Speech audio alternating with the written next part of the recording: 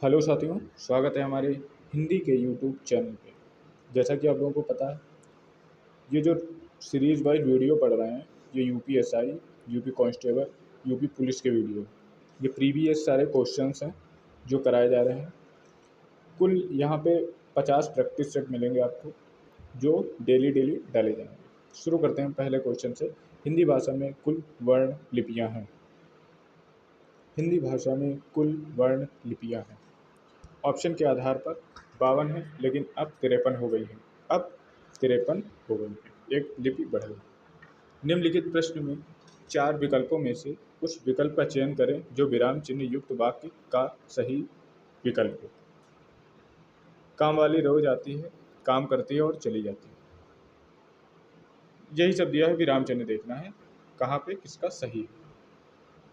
काम वाली रोज आती है, काम करती है और चली जाती है। सी वाला आंसर सही हो जाएगा।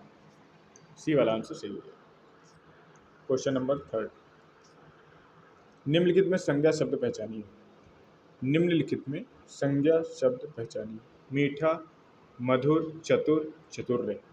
कौन सा आंसर सही हो जाएगा? डी वाला आंसर सही हो जाएगा, चतुर्य। और सब विशेषण चतुर्य।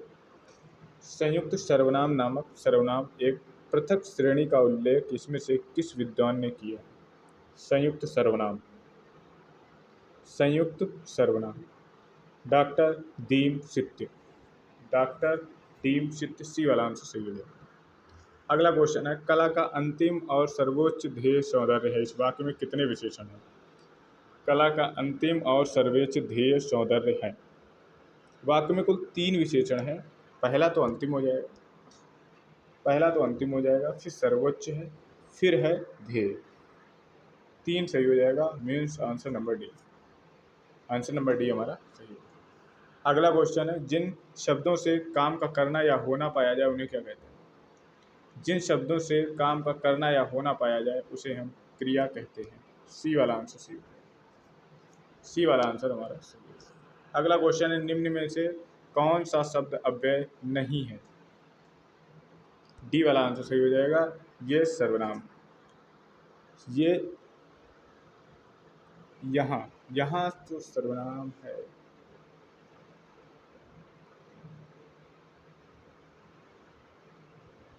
यहाँ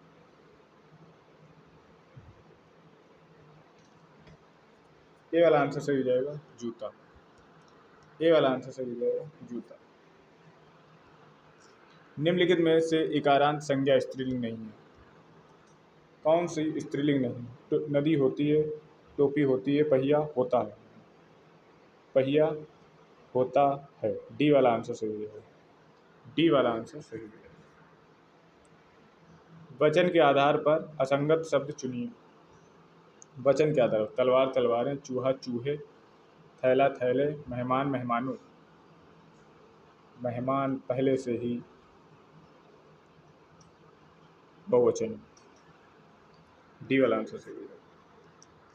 अगला क्वेश्चन है, सत्संग में जाने के पहले मन को शांति मिलती है। सॉरी, बाद में। सत्संग में जाने के बाद मन को शांति मिलती है। इस वाक्य में काल पहचानिए। इस वाक्य में काल पहचानिए। इसमें हो जाएगा आसन्न भूतकाल। आसन्न भूतकाल। अगला क्वेश्चन है, मुझसे अब चला नहीं जाएगा। मुझसे अब चला नहीं जाएगा, भाववाच्य। बी वाला आंसर सही हो जाएगा।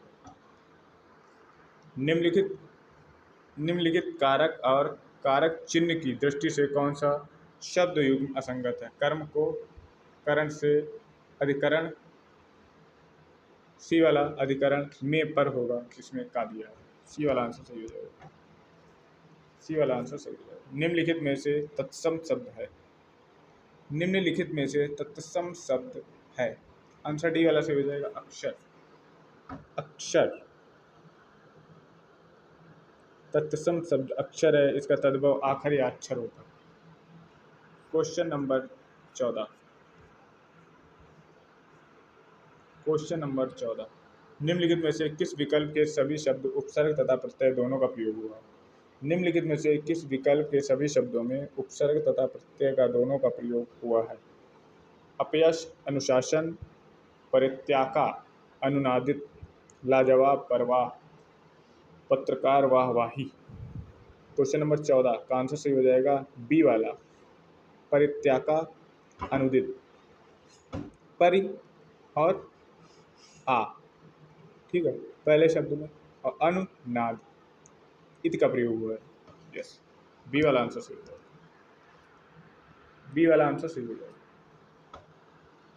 बंगाली शब्द में किस प्रत्यय का प्रयोग हुआ है? बंगाली, बंगाली शब्द में किस प्रत्यय का प्रयोग हुआ है? ई का, ए वाला आंसर सही हो जाएगा। जीवन में उत्साह बना रहना चाहिए, उत्साह का विलोम शब्द क्या होगा? उत्साह का विलोम शब्द क्या होगा? निरुत्साह, बी वाला आंसर सही होगा। अमृत का विलोम है, अमृत का विलोम विषय, डी वाला आंसर सही होगा। रामू बेहद गरीब है, उपयुक्त में रेखांकित पर्यायवाची गरीब। रामू बेहद गरीब है, क्वेश्चन नंबर 18 निर्धन, बी वाला आंसर सही होगा। क्वेश्चन नंबर 19 अपर्णा शब्द का पर्यायवाची, अपर्णा शब्द का पर्यायवाची होगा पार्वती, डी वाला आंसर सही होगा। आंख में अंजन, दांत में मंजन, अंजन शब्द में किस अर्थ को व्यक्त किया गया? अंजन शब्द में किस अर्थ को व्यक्त किया गया है? क्वेश्चन नंबर 20 काजल, बी वाला आंसर सही। समश्रुति शब्द अली और अली, अली और अली क्या है? क्वेश्चन नंबर 21 भौरा और सखी, अली मीन्स भौरा, अली मीन्स सखी, डी वाला आंसर सही है। वह स्थान जहाँ से यमुना निकलती है, वह स्थान जहाँ से यमुना निकलती है, बी वाला आंसर सही हो जाएगा यमुनोत्री, जहाँ से गंगा निकलती वहाँ से गंगोत्री। बिना देख रेख का जानवर, बिना देख रेख का जानवर, क्वेश्चन नंबर 23 अनेर होता है, बिना देख रेख का जानवर, सी वाला आंसर सही।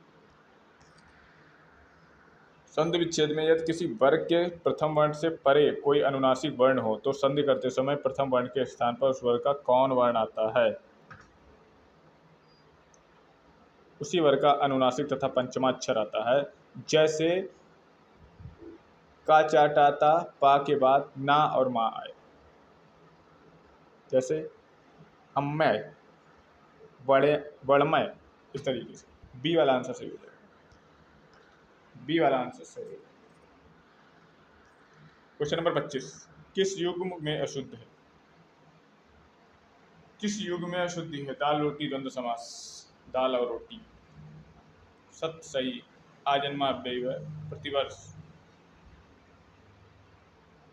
क्वेश्चन नंबर 25 डी वाला आंसर हो जाएगा प्रतिवर्ष कर्मधारय समास में अशुद्धि है, प्रतिवर्ष अव्ययी भाव होगा क्योंकि उसमें अव्यय का प्रयोग होता है, प्रथम पर अव्यय, डी वाला आंसर, डी वाला आंसर सही। क्वेश्चन नंबर 26 निम्नलिखित में से किस विकल्प में अशुद्धि है? महादेवी छायावादी कवित्री, जब भी आप आओ मुझे मिले, जब भी आ जाओ मुझे मिलो। क्वेश्चन नंबर 26 शुद्ध वाक्य बताना है। आपका दर्शन पाकर मैं धन्य हो गया, रमा ने अपने भाई से पुस्तक पढ़ने को कहा, डी वाला आंसर सही है। रमा ने अपने, सही शब्द बताना है, रमा ने अपने भाई को पुस्तक पढ़ने को कहा। विवाह के दो प्रकार बताइए, विवाह के दो प्रकार बताइए, आलंबर और उद्दीपन, ये वाला आंसर सही हो जाएगा। विवाह के दो भाग, आलंबर और उद्दीपन। कमला में कौन सा गण रूप है? कमला में कौन सा गण रूप है? डी वाला आंसर सही हो जाएगा सगण। मुदित महीपति मंदिर आए, सेवक सचिव सुमंत बुलाए, इस पंक्ति में कौन सा अलंकार? मुदित महीपति मंदिर आए, सेवक सचिव सुमंत बुलाए। क्वेश्चन नंबर 29 आंसर सही हो जाएगा अनुप्रास अलंकार, वर्णों की बार बार आवृत्ति हुई है, बी वाला आंसर सही हो जाएगा। अगला क्वेश्चन है काव्य रीत के कितने भेद होते हैं? काव्य रीत के कितने भेद होते हैं? काव्य रीत के 3 भेद होते हैं, वैदर्भी, गौड़ी, पंचाली, वैदर्भी, गौड़ी, पंचाली, डी वाला आंसर सही हो जाएगा। होनहार विरवान के होत चीखने पात, लोकोक्ति का अर्थ क्या है? होनहार व्यक्ति सदा दिखावा करता है, होनहार व्यक्ति हमेशा दूसरों को दोष निकालता है, होनहार व्यक्ति बहुत ही परिश्रमी करता है। होनहार व्यक्ति की प्रतिभा बचपन से ही दिखा देना। डी वाला आंसर सही हो जाएगा। क्वेश्चन नंबर 31 में डी वाला आंसर सही हो जाएगा। डी वाला आंसर सही हो जाएगा। नेक्स्ट क्वेश्चन है, बिल्ली के गले में घंटी बांधना। बिल्ली के गले में घंटी बांधना, अपने को संकट में डालना। सी वाला आंसर सही हो जाएगा। हिंदी साहित्य को कितने कालखंडों में विभक्त किया गया है? हिंदी साहित्य को 4 कालखंडों में विभक्त किया है। आदिकाल, भक्तिकाल, रीतिकाल और आधुनिक काल। बी वाला आंसर सही हो जाएगा। हमारा बी वाला आंसर सही है। Thank you. आज हमने दूसरा पार्ट किया, 33 क्वेश्चन किए। अब हम तीसरे प्रैक्टिस सेट पे जाएंगे। वीडियो आप देखते रहिए, चैनल को सब्सक्राइब कर दीजिए।